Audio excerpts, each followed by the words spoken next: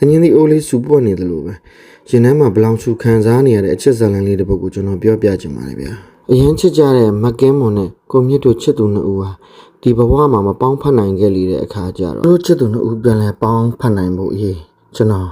ဆုံးဖြတ်ချက်တစ်ခုကိုခက်ခက်ခဲခဲချခဲ့ပါတယ်ဗျာဒီဘဝမှာသူတို့တွေဟာပုံစံမတူလို့မပေါင်းဖက်ခဲ့ရဘူးလို့ကျွန်တော်လည်းသုံးသပ်မိတဲ့အတွက်သူတို့ကိုမြင့်နဲ့မကင်းမွန်ဘဝကနေပြီးတော့ကိုမြင့်ဝိုင်းနဲ့မတ်တရေခွင်အဖြစ်ကျွန်တော်ပေါင်းဖက်စေဖို့ရာ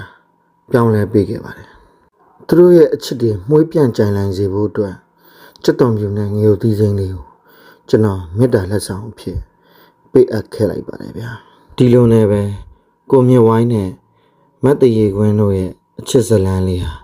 ပြန်လဲအသက်ဝင်လာခဲ့တယ်ဆိုပါတော့ဗျာဒီလိုနဲ့အချစ်ဇလန်းဟာစီလေးနဲ့ဆက်နဲ့စတင်ခဲ့တယ်ဆိုပါတော့ဒီနေရာမှာကျွန်တော်မှားချင်တာ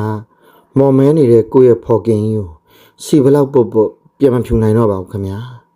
အခုလိုမျိုးကိုယ့်ရဲ့အသားကြီးကိုထိမ့်သိမ်းခြင်းနဲ့ဆိုရင်တော့ဒေါက်တာကိုတတိရလိုက်ပါခင်ဗျာဒီလိုနဲ့မှုေးပြန်သွားစေဖို့အတွက်စက်တုံပြူငရုတ်ဒီစိမ့်လေးတွေမွမ်းမံခဲ့ပေးပြီးတဲ့နောက်မှာတော့မတ်တရေခွင်းရဲ့ကိုမြင့်ဝိုင်းရဲ့ကျွန်တော်မှရှိတဲ့အိုးလေးထဲမှာပဲပေါင်းဖက်စေခဲ့လိုက်ပါတယ်ဗျာလက်တလောအဆင်ပြေအောင်စီစဉ်ရလေတော့အိမ်ချက်ရခိုင်မုတ်ဒီအနှစ်တစ်ဝက်လောက်ကို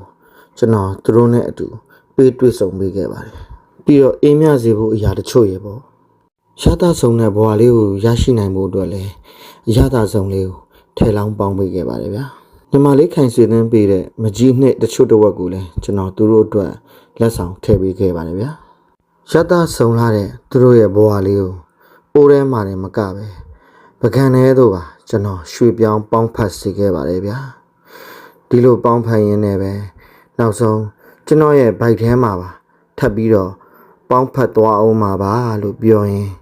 ကျွန်တော်နေကုန်းချုပ်လိုက်ပါတယ်